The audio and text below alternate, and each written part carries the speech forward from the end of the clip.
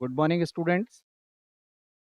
आज हम अ, सार्थक एकेडमी जो है उसके ऑनलाइन प्लेटफॉर्म पर जो सेकंड ग्रेड फर्स्ट पेपर का पॉलिटी सब्जेक्ट का एस्पेक्ट है उसके सिलेबस के बारे में चर्चा के लिए यहाँ पर हैं। तो सेकंड ग्रेड के फर्स्ट पेपर में जो जीके जीएस के नाम से जाना जाता है, जिसमें 200 नंबर का पेपर है।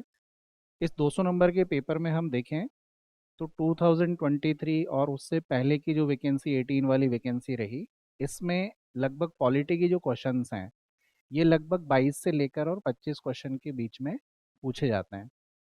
क्वेश्चन की नेचर, क्वेश्चन क्यों बन रहा है उस तरीके का, सिलेबस में जो टॉपिक्स दिए हुए हैं उन टॉपिक्स में से क्वेश्चन कहाँ से पिक हो रहा है, किस नेचर का प्रश्न है, उस टॉपिक में हमको क्या क्या रीड करना है, क्या क्या पढ़ना है, उसमें उसकी डेप्थ कितनी रखें, उसकी डिमांड कैसी रखें, उसका स्टडी मटेरियल कहाँ से हो, कहाँ से देखें। क्योंकि सेकंड ग्रेड फर्स्ट पेपर का जो सिलेबस है, इस सिलेबस को आप कंपेयर करेंगे बाकी के साथ, तो सेकंड ग्रेड हो गया, फर्स्ट ग्रेड का जो आपका जीके जीएस का पेपर है उसके क्वेश्चन की नेचर हो गई, आरएस प्रारंभिक परीक्षा है उसके क्वेश्चन की नेचर हो गई, कॉलेज लेक्चर का जो पेपर है, जीके का पेपर राजस्थान से बेस्ड पेपर है, उसके क्वेश्चन की नेचर हो गई। तो देखेंगे तो लगभग लगभग आरपीएससी ये जो एग्जाम्स कंडक्ट करता है, इसमें जीके और जीएस के पेपर के क्वेश्चन की नेचर कमोबेश आसपास ही रहती है।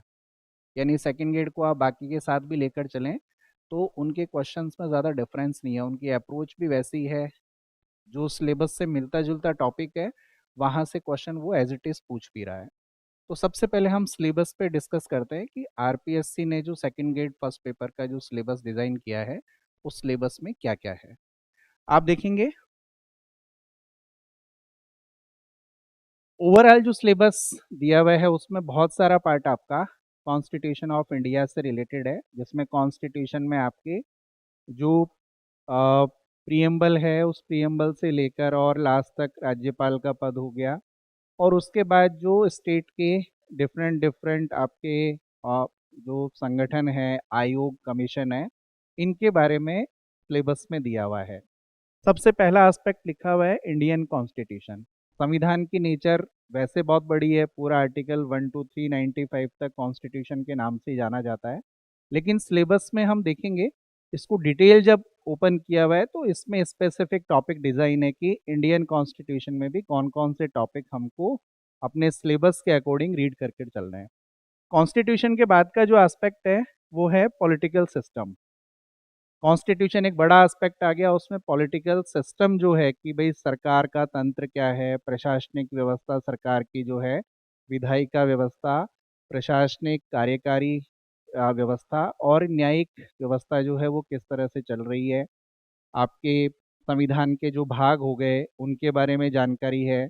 इसके साथ साथ आपके मूल अधिकार, मूल कर्तव्य, नीति निर्देशक तत्व, उसके बाद संसद वाला जो पार्ट है, इस संसद वाले पार्ट में राष्ट्रपति हो गया, राष्ट्रपति के बाद में आपके संसदीय व्यवस्था में दोनों सदन हो गए, उसके बाद प्रधानमंत्री और उसकी कार्य पद्धति, मंत्रिमंडलीय व्यवस्था, सर्वोच्च न्यायालय, उसके बाद में राज्यपाल का पद हो गया, आपके राज्य में जो सदनात्मक व्यवस्था है ये हो गई, उसके बाद में आयोग, स्थानीय निकाय, इन सब के बारे में इस सिलेबस में टॉपिक दिए हुए हैं।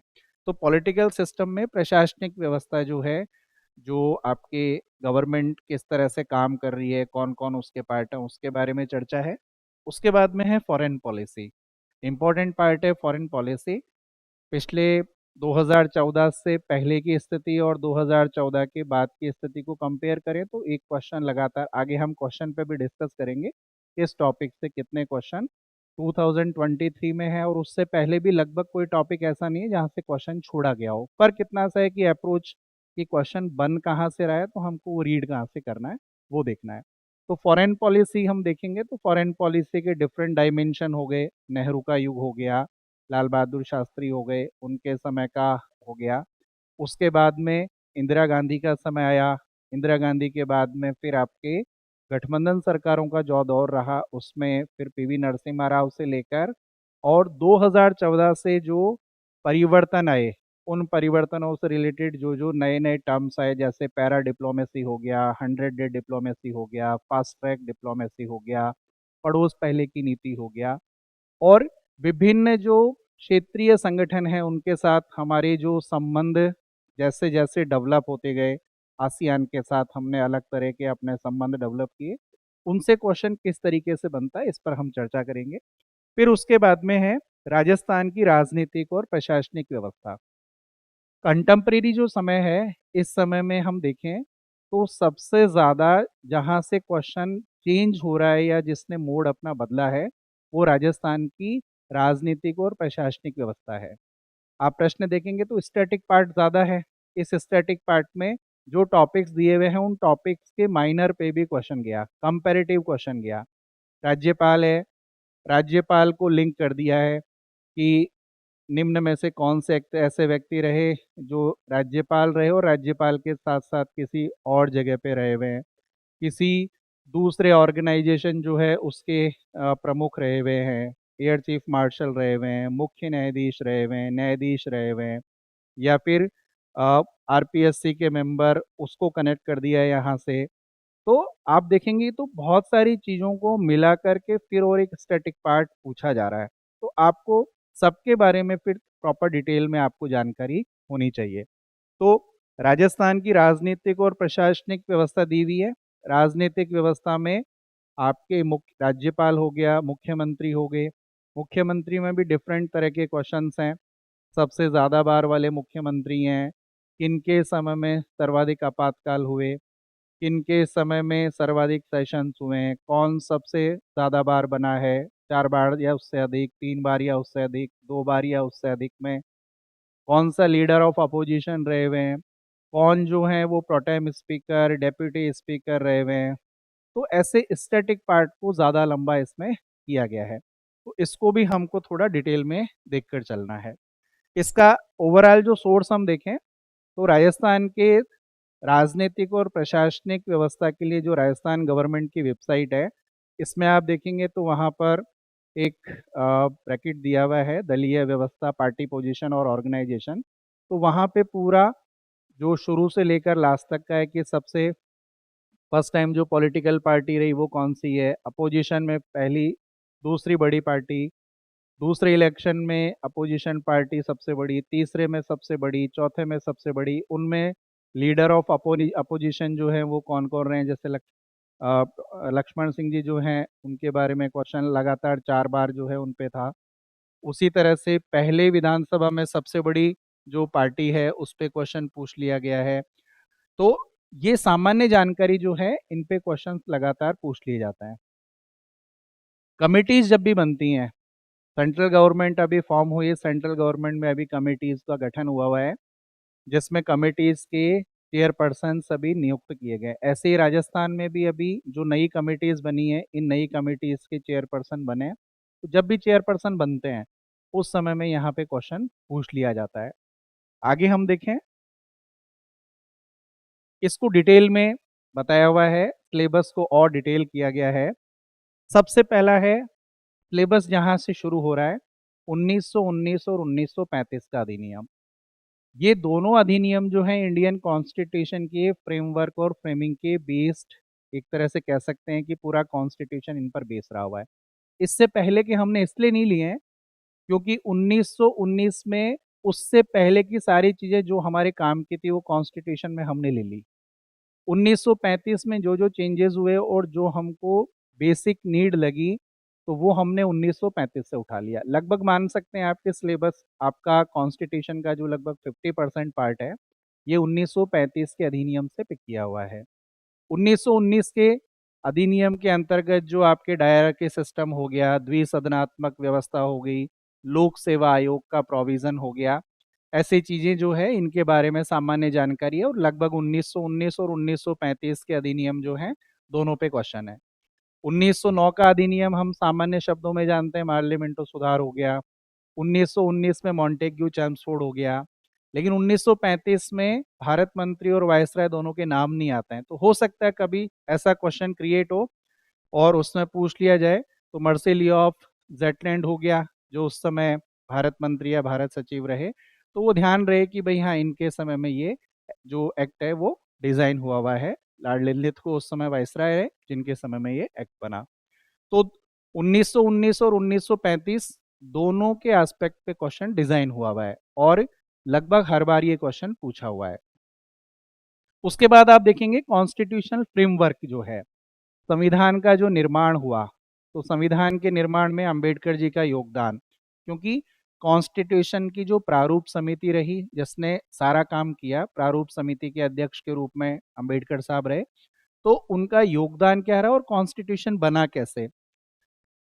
संविधान सभा के चुनाव से लेकर और संविधान सभा के शिफ्ट होने में, यानी संविधान सभा के सदन में अस्तित्व में आने के बीच में जितना भी काम हुआ, ये सारा काम संविधान निर्माण के अंतर्गत आता है। तो उसके वाचन हो गए, जो जो कमिटीज़ बनी उन कमिटीज़ के चेयरपर्सन और मेंबर्स हो गए, कमिटीज़ ने क्या क्या रिकमेंडेशंस दी, कौन सी रिकमेंडेशंस पे ज़्यादा डिस्कशन हुआ है, डिनाई किया गया है, तो वो सारा जो है उस पे ये संविधान के अंबेडकर जी का योगदान और संविधान की संरचना इससे संबंधित है और यहाँ से भी क्वेश्चन लगभग रहा है हर बार।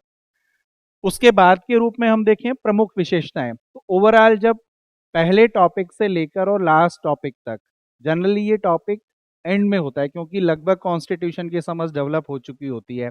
संविधान कैसा है, लचीला है या कठोर है, संविधान में संशोधन करने की पद्धति कैसी है, सामान्य बहुमत से कौन से होते हैं, विशेष बहुमत के जो 4 प्रकार हैं वो कौन कौन से हैं, किस में कुल बहुमत की ज़रूरत होती है, किस में कुल का बहुमत और उपस्थित और मतदान करने वाले का 2/3 बहुमत है, किस में उपस्थित और मतदान करने वाले बहुमत का 2/3 बहुमत है, किसमें कुल सदस्य संख्या का 2/3 बहुमत है। तो आप देखेंगे तो संविधान में जो संशोधन है या जो भी कार्य पद्धति है उसका जो वर्णन किया गया उसमें जो 4 एस्पेक्ट है, इसके साथ साथ संविधान की और स्थिति कैसी है, उसकी नेचर कैसी है, कब वो एकात्मक की तरफ मूव हो जाती है, कब वो एकात्मक से संघात्मक की तरफ मूव हो जाती है।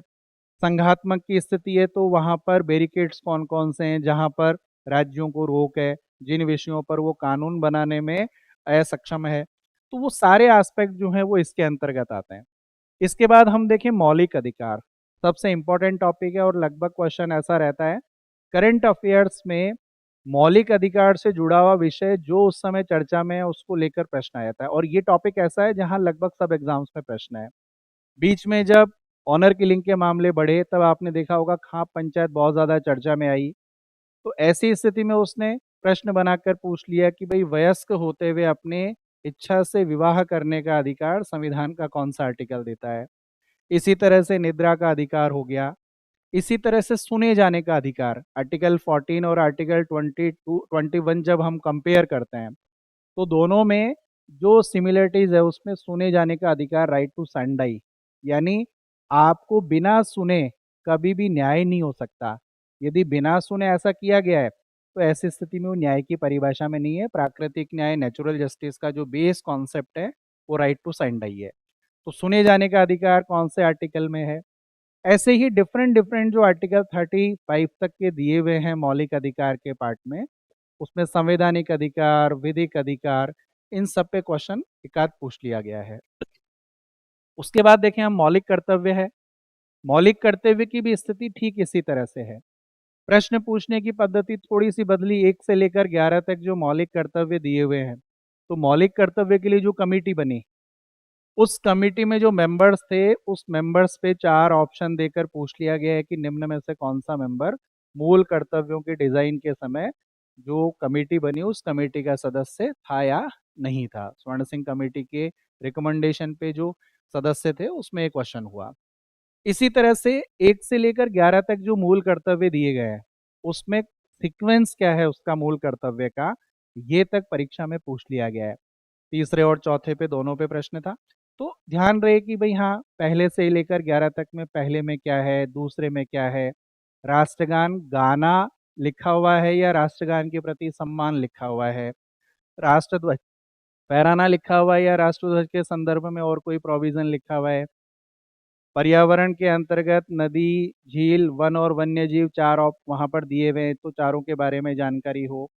तो ध्यान होना चाहिए कि कौन सा मूल कर्तव्य जो है वो पूरा जो लिंग्विस्टिक फॉर्मेट है उसका, उसके बारे में जानकारी होनी चाहिए। फिर उसके बाद हम देखें नीति निर्देशक तत्व इंपॉर्टेंट एस्पेक्ट है। जिस तरह के क्वेश्चंस आते हैं तो नीति निर्देशक तत्वों में दो तरह का प्रश्न बनता है। पहला, नीति निर्देशक तत्व का लिंग्विस्टिक फॉर्म क्या है।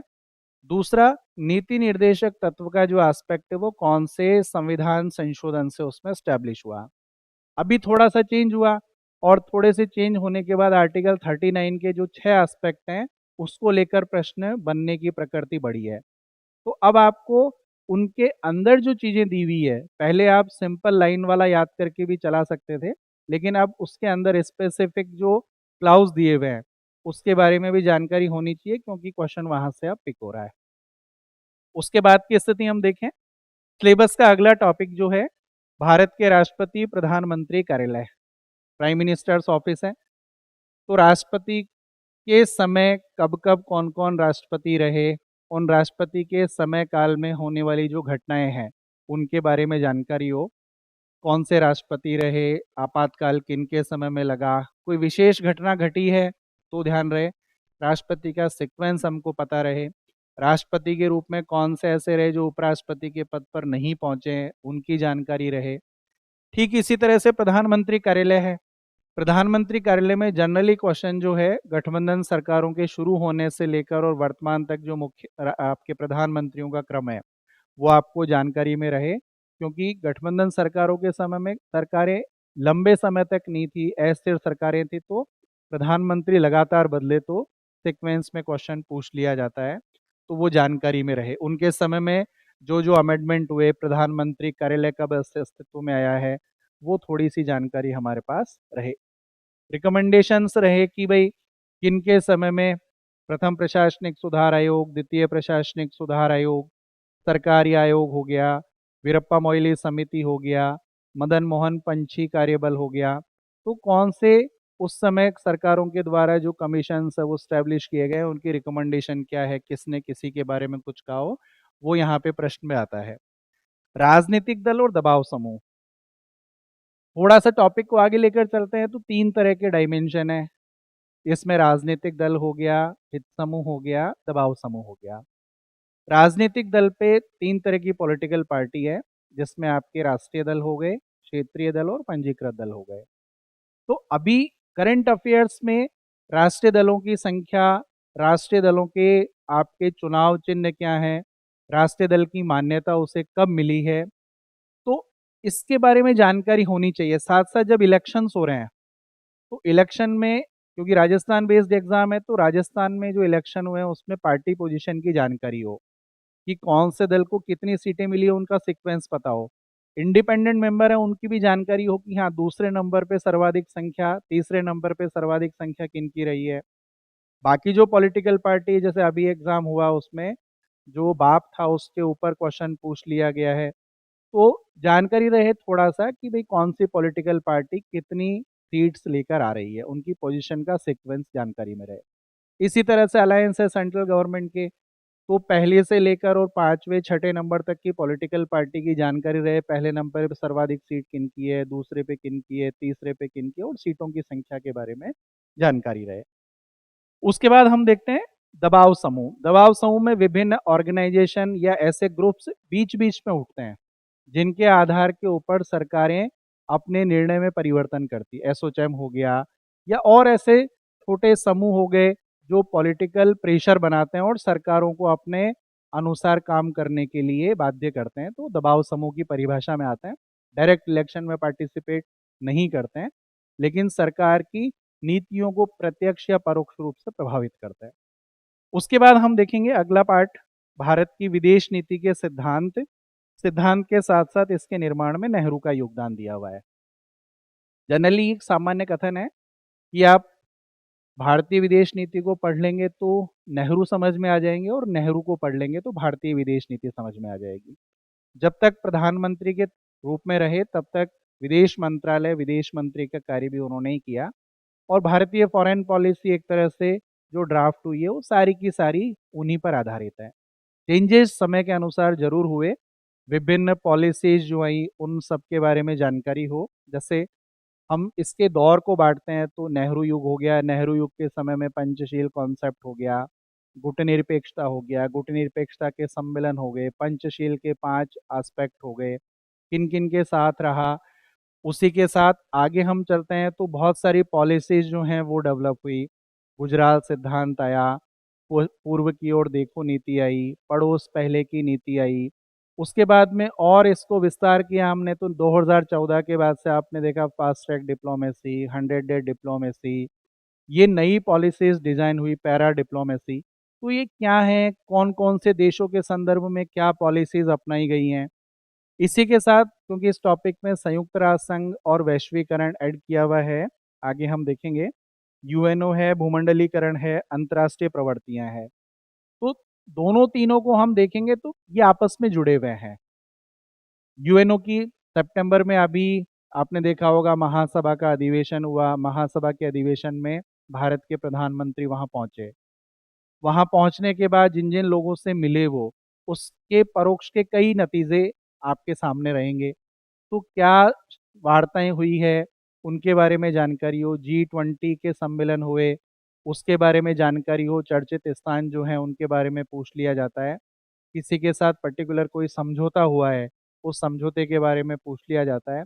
वैश्वीकरण जो 3 कॉन्सेप्ट रहे, हमने अपनी इकोनॉमी को खुला किया, बंद इकोनॉमी से हमने ओपन इकोनॉमी शुरू किया, 1991 के सुधार किए और हमने उदारीकरण, भूमंडलीकरण और निजीकरण जो अपनाया, उसके बाद से लेकर के अभी की स्थिति कैसी है? वर्ल्ड बैंक किस तरह से काम कर रहा है, आईबीआरडी जिसको हम बोलते हैं, आईएमएफ हो गया, मुद्रा के और जो संगठन हैं, साथ-साथ कंपैरेटिव जो देखें हम, तो उसमें भी कोई ऑर्गेनाइज़ेशन इसके अनुसार काम करती है, उसके बारे में हमको जानकारी हो। आगे अगले एस्पेक्ट में पॉलिटिकल सिस्टम में ही है, गवर्नर का पद हो गया, तो गवर्नर के काम क्या हैं, गवर्नर की शक्तियाँ क्या-क्या है? गवर्नर की और प्रेसिडेंट की शक्तियों में क्या डिफरेंस है? अवशेष शक्तियाँ कौन-सी है? स्वविवेकी शक्तियाँ कौन-सी है जिन पे गवर्नर रोल रखता है? क्योंकि अभी जब अ, उत्तर-पूर्वी जो राज्य हैं उनमें इलेक्शन हुए, उस इलेक्शन में गवर्नर की भूमिका देखने को मिली। जब 356 का प्रयोग होता है, 365 का प्रयोग होता है, तो गवर्नर की भूमिका देखने के लिए मिलती है। तो ऐसी स्थिति में गवर्नर के बारे में जानकारी जो स्टेट प्रभावित है, जो करंट अफेयर्स में चर्चा में हैं, जैसे वेस्ट बंगाल जब चर्चा में रहता है, जम्मू कश्मीर जब चर्चा में रहता है, नॉर्थ ईस्ट में कोई स्टेट जब चर्चा में रहता है, तो गवर्नर वहाँ पर क्योंकि प्रमुख हैं। इसी तरह से गवर्नर के दूसरे फॉर्म में जहाँ लेफ्टिनेंट गवर्नर हैं, उपराज्यपाल हैं, वहाँ पर कौन है? क्योंकि दिल्ली और पौंडीचेरी के संदर्भ में दिल्ली ज़्यादा चर्चा में रहता है। मुख्यमंत्री और गवर्नर के पद को लेकर वहाँ पर स्पेशल प्रोविज़न है, तो वहाँ से क्वेश्चन पिक कर लिया जाता है, तो जानकारी रहे जो स्टेट चर्चा में वहाँ उनके गवर्नर कौन बने, एडमिनिस्ट्रेटर कौन है या लेफ्टिनेंट गवर्नर कौन है। उसके बाद की स्थिति हम देखें, मुख्यमंत्री और मंत्रिमंडल, राज्य के संदर्भ में है ये प्रश्न और स्पेसिफिक राजस्थान बेस्ड है। तो राजस्थान में इससे संबंधित जैसे टास्क कॉलेक्टर का एग्ज़ाम देखें हम, तो उसमें उससे पहले वाले एग्ज़ाम में भी राज्यपाल ने जो अध्यादेश जारी किए उनकी संख्या पूछ ली है। तो ऐसे सामान्य जानकारी होनी चाहिए कि भई जैसे 2-3 वर्ष जो दिए हुए हैं पिछले, उन 2-3 वर्षों में कौन-कौन से ऑर्डिनेंस या अध्यादेश जारी किए गए हैं या कुछ विशेष पर्टिकुलर अधिनियम बनाए गए हैं तो उन अधिनियमों के बारे में जानकारी हो। मंत्रिमंडलीय जो समितियाँ बनी हुई हैं उन समितियों के बारे में जानकारी हो। पर्टिकुलर जो डिपार्टमेंट दिया हुआ है उस डिपार्टमेंट में कौन-कौन से और सहयोगी या आनुषंगिक डिपार्टमेंट कौन-कौन से हैं, उसके बारे में जानकारी हो। जैसे गृह विभाग हो गया, तो गृह विभाग के अंतर्गत कौन-कौन से आते हैं, उस पे जानकारी हो और इस प्रारंभिक परीक्षा में भी पूछ लिया उस पर, तो ये सामान्य जानकारी इस पर होनी चाहिए। ठीक इसी तरह से आयोग सचिवालय और मुख्य सचिव दिए हुए हैं। जिस तरह से राजनीतिक व्यवस्था या राजनीतिक संरचना चलती है, ठीक उसी तरह से राजस्थान में प्रशासनिक संरचना भी चलती है। तो सचिवालय हो गया, सचिवालय में जो हायरार्की का चार्ट दिया हुआ है कि सबसे ऊपर कौन-सी रैंक का सचिव है, मुख्य सचिव हो गया, उसके बाद के जो पैरेलल सचिव है, फिर सचिवालय सिस्टम में सचिव हो गया, अनुभाग अधिकारी हो गया, सेक्शन ऑफिसर जिसे बोलते हैं, सहायक अनुभाग अधिकारी से लेकर नीचे तक का जो सिस्टम दिया हुआ है, इसकी हायरार्की के बारे में जानकारी हो।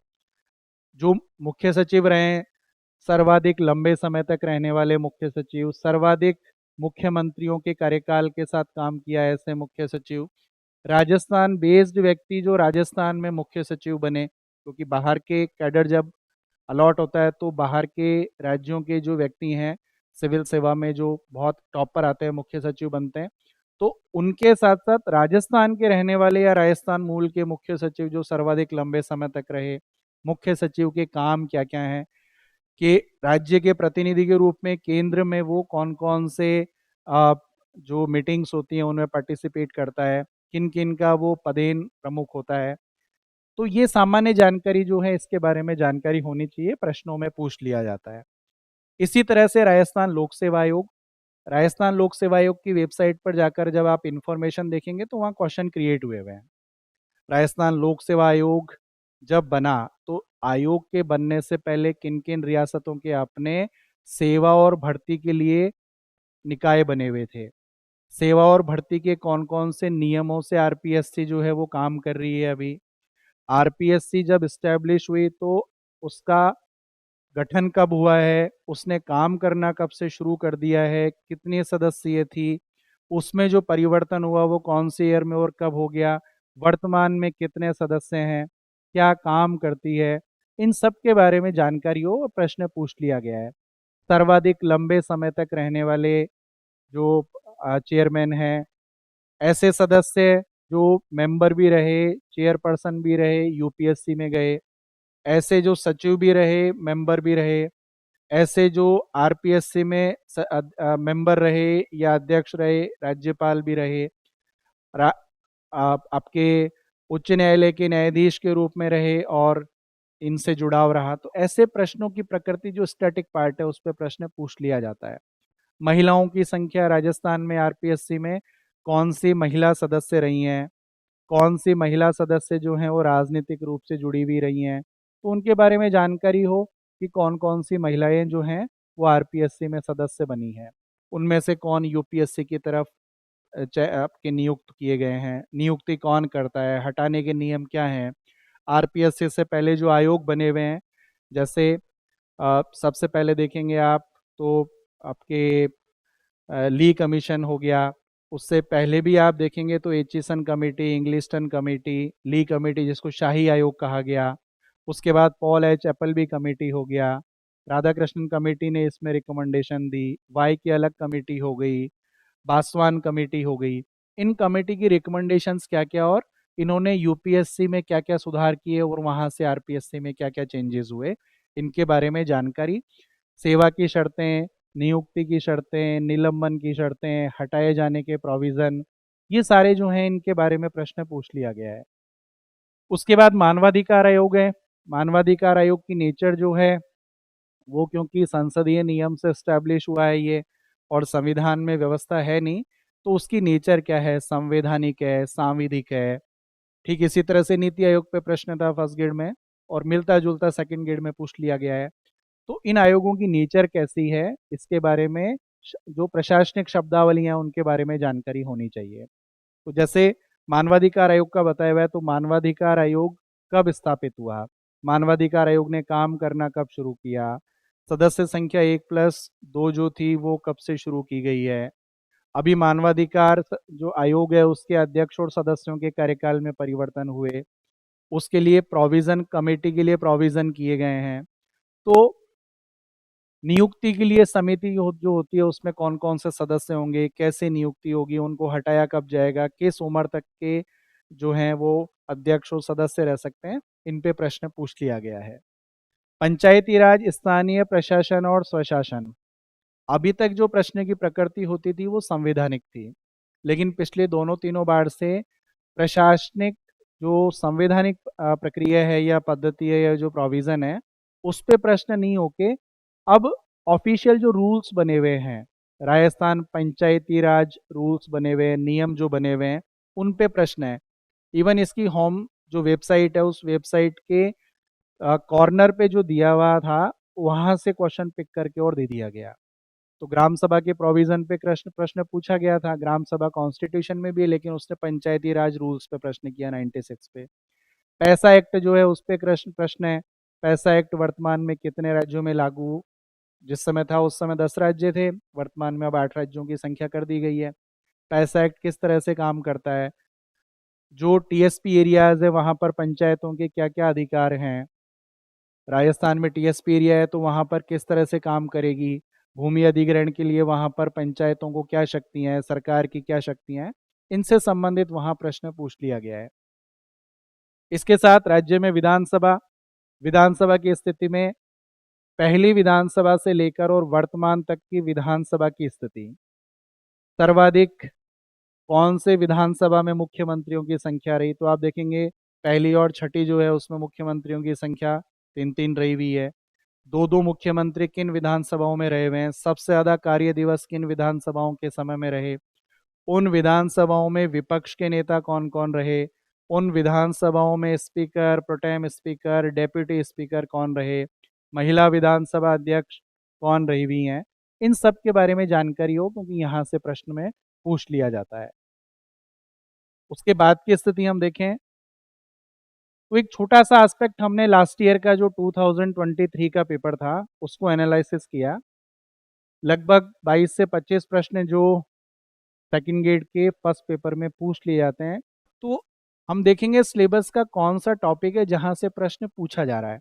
कमोबेश 18 में भी ये प्रक्रिया रही है। संस्कृत का जो डिपार्टमेंट का एग्जाम होता है उसमें भी सेम सिलेबस है, और यहाँ से क्वेश्चन की जो प्रकृति है, जो फ्रिक्वेंसी है, संख्या है, वो देख लेते हैं हम। तो आप देखेंगे 1919 और 1935 के जो भारत सरकार अधिनियम स्पेशल रेफरेंसेस दिया हुआ है वहाँ, क्योंकि पूरा संविधान 1919 और 1935 पर बेस्ड है। तो हम देखते हैं 2023 एग्जाम 23 में हुआ, 22 की वैकेंसी थी। इस टॉपिक से दो क्वेश्चन 1919 और 1935 का अधिनियम जो था वहां से पूछा गया। संस्कृत एजुकेशन में भी दो प्रश्न पूछे गए। इसका मतलब 1919 और 1935 का जो एक्ट है ये इंपॉर्टेंट एक्ट है, यहाँ से प्रश्न पूछ लिया जाता है। प्रश्न भी बहुत सिंपल एस्पेक्ट के हैं। वायसराय हो गया, भारत मंत्री हो गया, लोक सेवा आयोग की स्थापना, न्यायालय की स्थापना, फेडरल कोर्ट की स्थापना, द्विसदनात्मक व्यवस्था का प्रारंभ, संघात्मक व्यवस्था की स्थिति जो है उस पर प्रश्न पूछ लिया गया है। तो ये दोनों टॉपिक जो है 1919 और 1935 दोनों इंपॉर्टेंट है। उसके बाद की स्थिति हम देखें, अगले टॉपिक की स्थिति कॉन्स्टिट्यूशन फ्रेमिंग, अंबेडकर जी का योगदान, संविधान का निर्माण, मौलिक अधिकार, नीति निर्देशक तत्व और मूल कर्तव्य।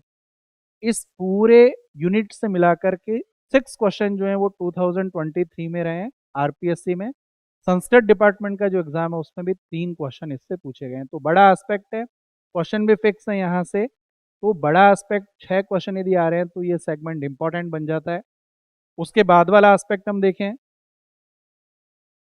भारत के राष्ट्रपति और प्रधानमंत्री का कार्यालय।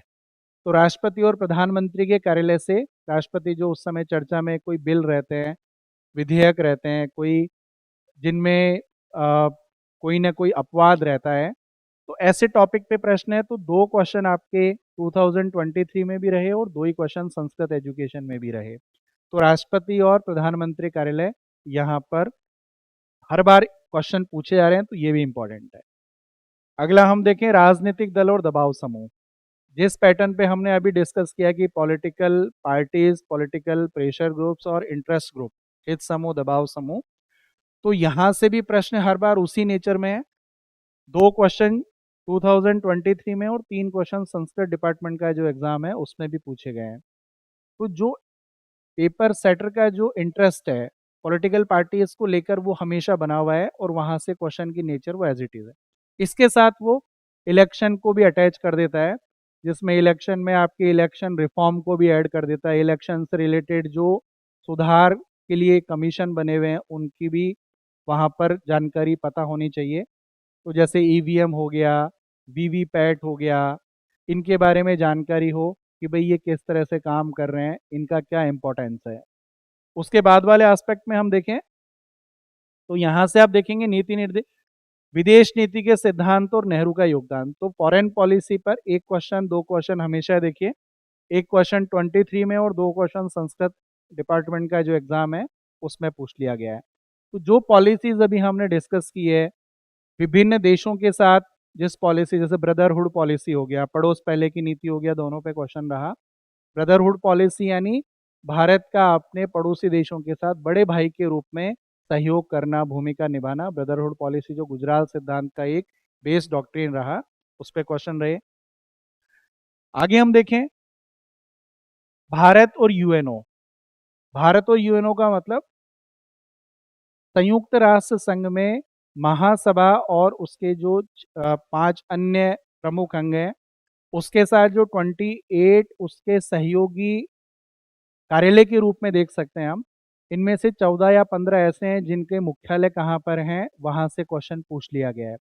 भारत के ऐसे व्यक्ति जो यूएनओ या इनके संगठनों में कहीं ना कहीं काम कर चुके हैं, उन पर क्वेश्चन पूछ लिया गया है। जैसे आपके मौलाना अब्दुल कलाम आज़ाद हो गया, दलवीर सिंह भंडारी हो गए, नगेंद्र सिंह हो गए, तो जिन्होंने इसके रूप में काम किया उन पर प्रश्न है। ठीक इसी तरह से जुलाई 2023 में एक प्रश्न और संस्कृत एजुकेशन में भी एक प्रश्न पूछ लिया गया है। आगे हम देखें राज्यपाल का पद, कार्य और कर्तव्य। राज्यपाल पे हमेशा क्वेश्चन क्रिएट है। 2 क्वेश्चन आपके सेकेंडरी एजुकेशन 23 में है और एक क्वेश्चन आपका संस्कृत डिपार्टमेंट में भी पूछ लिया गया है। तो गवर्नर का पद भी इंपॉर्टेंट है। गवर्नर का पद क्योंकि यहाँ पर राजस्थान से जुड़े हुए हैं, तो ये टॉपिक पूरा स्टैटिक राजस्थान पर बेस्ड है। तो गवर्नर लिखा हुआ होगा, कॉन्स्टिट्यूशनल एस्पेक्ट पर ज़्यादा जोर नहीं है, लेकिन स्टैटिक पार्ट जो राजस्थान से जुड़ा हुआ है उस पर ही प्रश्न पूछा गया है। आगे देखिए अगला जो टॉपिक है मुख्यमंत्री और मंत्रिमंडल, राज्य मंत्री परिषद।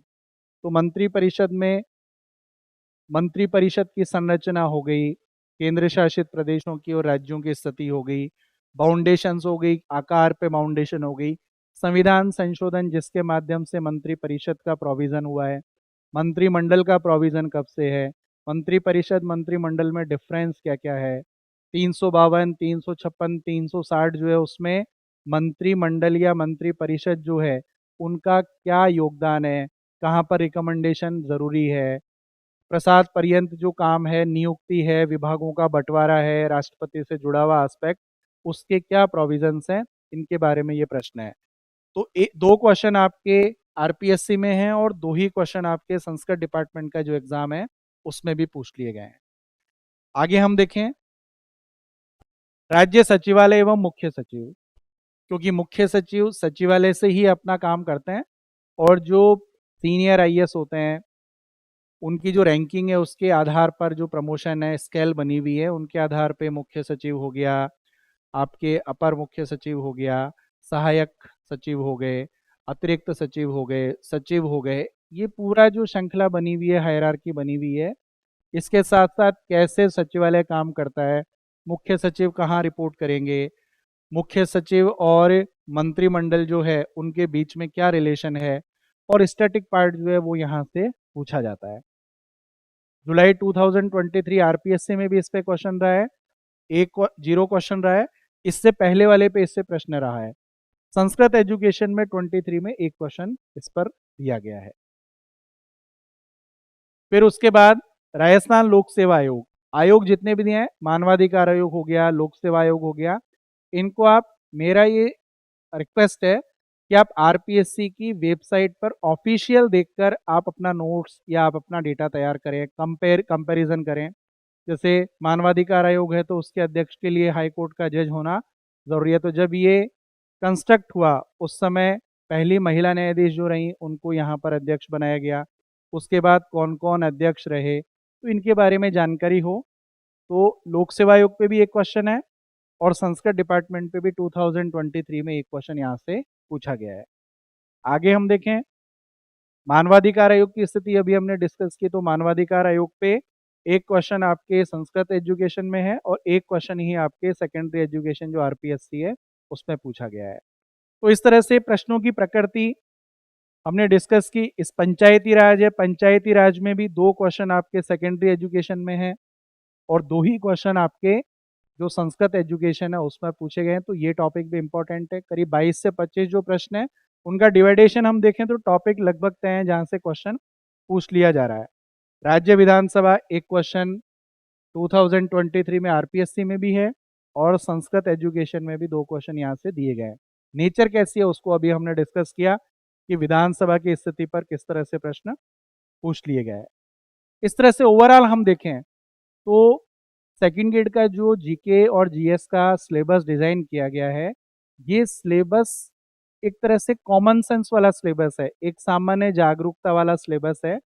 एक कोई भी परीक्षार्थी जो प्रतियोगी परीक्षाओं की तैयारी कर रहा है, उसको इनके बारे में सामान्य जानकारी होनी ही चाहिए। रेफरेंस के रूप में हम कहाँ से देखें? तो जनरली आप देखेंगे कि राजस्थान गवर्नमेंट की जो वेबसाइट है, वहाँ पे भी पूरा मैटर अवेलेबल है। इवन संसद की जो वेबसाइट है उस पर 4th एडिशन जो महासभ इसका संसद का रहा, लोकसभा राज्यसभा का रहा, इस पे बहुत अच्छा नोट्स उसकी वेबसाइट पर भी है। वहाँ से आप अपना स्टैटिक पार्ट तैयार कर सकते हैं, कंपैरिजन तैयार कर सकते हैं और क्वेश्चन लगभग डिपार्टमेंट वेबसाइट जितनी भी हैं, वो क्वेश्चन आपके सीधा-सीधा वहाँ से पिक हो रहा है। तो ओवरऑल हमने जो 22 से 25 क्वेश्चन सेकंड ग्रेड के फर्स्ट पेपर में पॉलिटी सेक्शन से पूछे जा रहे हैं, उसकी प्रक्रिया कैसी है, पद्धति कैसी है, कहाँ से पिक हो रहे हैं, इसके बारे में हमने डिस्कस किया। अगले सेशन के लिए हम फिर मिलेंगे। धन्यवाद।